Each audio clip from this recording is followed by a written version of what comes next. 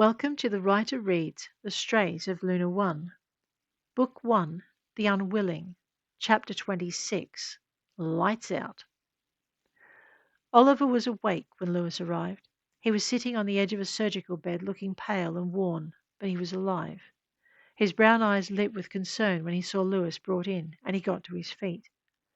Is he okay? He asked the doctor. Then, turning to Lewis, what happened? Lewis couldn't stop his eyes shifting to Caleb. Nothing I couldn't handle. Oliver's eyes narrowed and he scented the air. It looked odd coming from a human, but he didn't seem to care. Lewis knew when he caught the difference in the human's scent because Oliver frowned. What are you? He asked, looking at the guard. Aidan tracked from one to the next and scowled. What do you mean, what is he? He demanded, and Lewis looked toward him. You can't scent it? He asked, and Aidan breathed deep, then shook his head.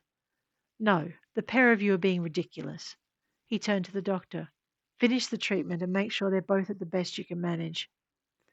The doctor glanced at Lewis and indicated a narrow door set in one wall.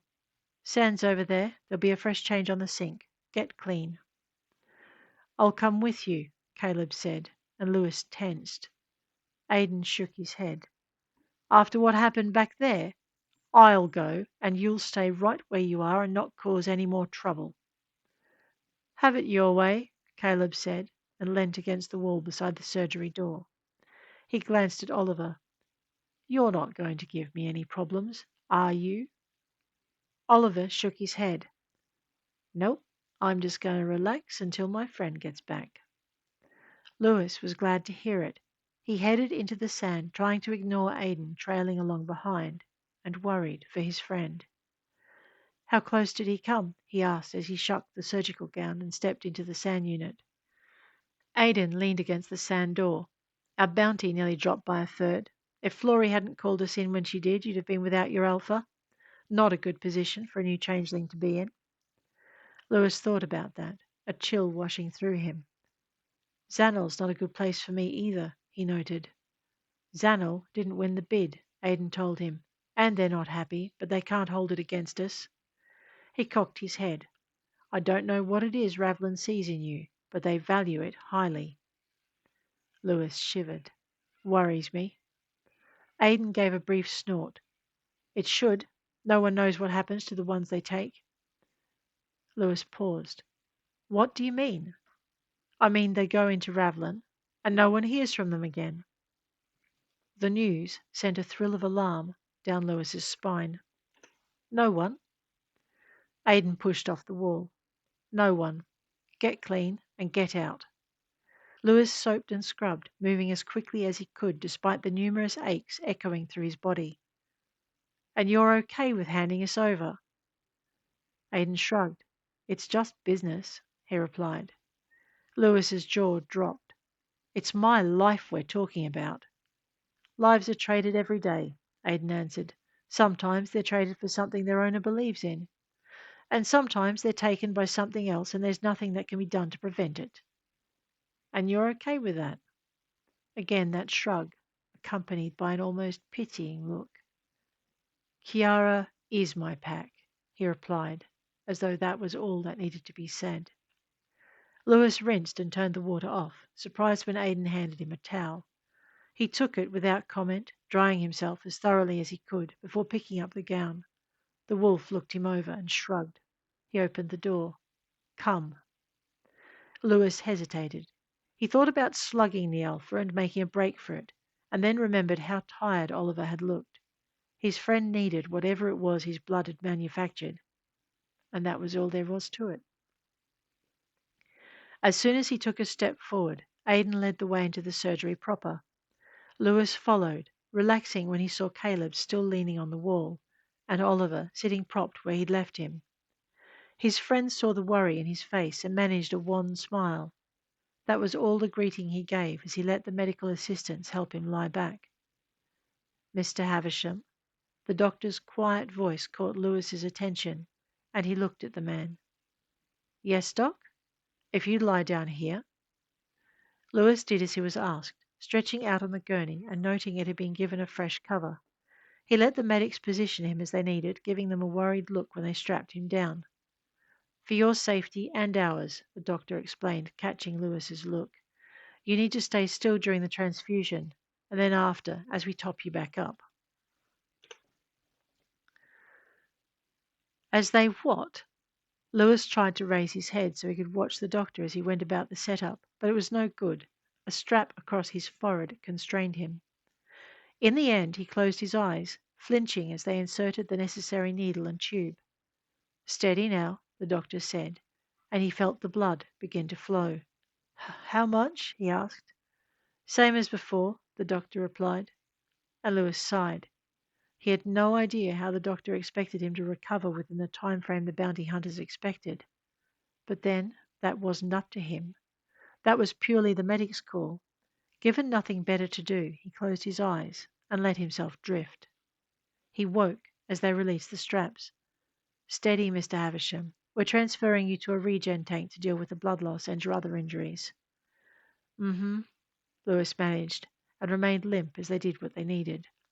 He'd only been in a tank once before, and it was not an experience he cared to repeat. The sensation of almost drowning, even as he breathed the fluid around him, the sense of being trapped in an environment that could turn toxic at the flick of a dial or touch of a button. All he wanted to do was get out again. If you do not relax, Mr. Havisham, we'll be forced to sedate you. The doctor's voice came clearly through his implant, even though he'd not answered an incoming contact. You hacked my implant? He managed, horrified but lacking the energy for outrage. It's standard for this kind of procedure, the doctor replied. And they didn't need to hack it, Aidan added. We did, and then we gave them access. Lewis groaned, surprised to hear his voice echo through the tank. Eyes open, he could see the doctor and his staff arrayed in front of him. Most of them were monitoring the screens in front of them, but the doctor seemed to be studying him through the plasglass. The man laid a hand on the outside, patting it reassuringly. You're doing just fine, Mr. Havisham. Lewis wanted to tell him that he'd had enough of the Mr. Havisham, that this was a term reserved solely for his much departed father, and he'd rather it was kept that way. But the doctor continued. If you turn your head to the right, you'll see Mr. Landstrom is in the tank beside yours. He indicated the screens opposite. You're both doing fine. So you'll let us out shortly? In a few hours, the doctor answered. He touched the glass lightly. You should sleep. We'll keep the watch. It was an odd turn of phrase, but Lewis realized he was feeling sleepy. As he closed his eyes, he wondered what they'd put in the tank, and just how long it would take for him to shake it. Not long, he discovered, when he woke to the smell of cooked meat and vegetables. His mouth watered and he opened his eyes. Well, I'm not in the tank any more, he thought, and was surprised when Oliver replied, Nope. The Alpha hesitated, and Lewis realized he could feel the man's apprehension. What the hell is this? He demanded, and knew he didn't have to explain the problem. Florrie, Oliver replied. She did warn us we wouldn't have much privacy. She also told us that if we revealed what she'd done, she'd have to kill us, Lewis reminded him. Oliver's mental snort sounded amused. She did. Lewis sighed and sat up. Across from him, Oliver did the same. The medics stood between them, holding either end of a serving cart. When they saw they had his and Oliver's attention, they took the covers off the various dishes. Eat it all, the head medic instructed. We'll be back in an hour. There's more underneath, his assistant added. We expect it to be gone. Lewis looked at the food spread in front of them and gave them a look of disbelief. The head medic caught it and smiled. You'll be surprised. Lewis watched them go, his attention brought back to the food by Oliver's soft instruction. You need to eat, he said. Lewis nodded and did as he was told, Oliver matching him bite for bite. When they'd cleared the top shelf, they started on the second and were just opening the third when the medics returned. Told you could do it, the head medic said, coming to stand by the cart. He gestured to the trays they'd just found. Eat what you can, then get some rest. Doctor's orders. From the way he said it, Lewis got the impression his orders had superseded other wishes. Do you know who won? Oliver asked. and Lewis was relieved to hear the man sounding more alert and less tired. Some of the colour had returned to his friend's face, and he seemed less weary. The medic shook his head. Details of a client's private dealings are not our concern, unless they threaten this facility, its people, and those under its care. Under its care, Lewis thought, and wondered if that meant Buford's concerns extended to him and Oliver, but did not cover the mercenaries, who were their clients, but not under their care. If he caught the question on Lewis's face, the medic chose not to answer. He pointed to the two beds. Sleep, he ordered, as Lewis and Oliver cleared the third set of plates. It crossed Lewis's mind that he should feel ashamed of himself for having eaten so much, and the doctor did respond to that. You ate as your bodies demanded, he told them, and we provided sufficient. He sounded happy with the idea and nodded to their beds again. This time he did not repeat the order. Oliver and Lewis exchanged a look and then nodded to him, doing as he wanted.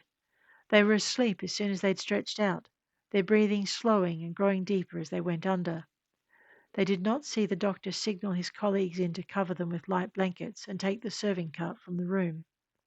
Once he was satisfied everything was in order, the medic retreated, locking the door behind him. He took a moment to take the tablet from his pocket and dial in the room's security cameras. To his relief, both men showed no signs of waking. Looking up, he turned the screen to where Aidan was waiting on the opposite side of the corridor. They're under, he said, and they'll stay that way for another 6 hours. You're sure? The bounty hunter asked, and the medic gave him a tight-lipped smile. Yes, Mr. Jericho, we can be that precise. By the time they wake, they'll be fully healed and ready for transportation, and whatever waits them at the journey's end. How alert will they be? They'll be groggy for the first 10, maybe 15 minutes, and a little slow for the next half hour. After that, they'll be fully aware of their surroundings and able to respond as they normally would. And they're no longer injured? Correct, Mr. Jericho. They're in better condition than they have been for several days. The last of their injuries were taken care of in the tank. This stage brings them up to speed. He paused. You did want them in condition to face whatever their buyers required, did you not? Aidan nodded. I did. Thank you, Doctor. He let the man get several strides down the hall before asking, They will be able to be restrained after they've woken up, won't they? That is up to you, the doctor shot back, but I expect you have the experience necessary to deal with two disoriented half-awake werewolves, do you not? Aidan gave him a grim smile and looked over at Caleb. Yes, Doctor, we're more than capable of that.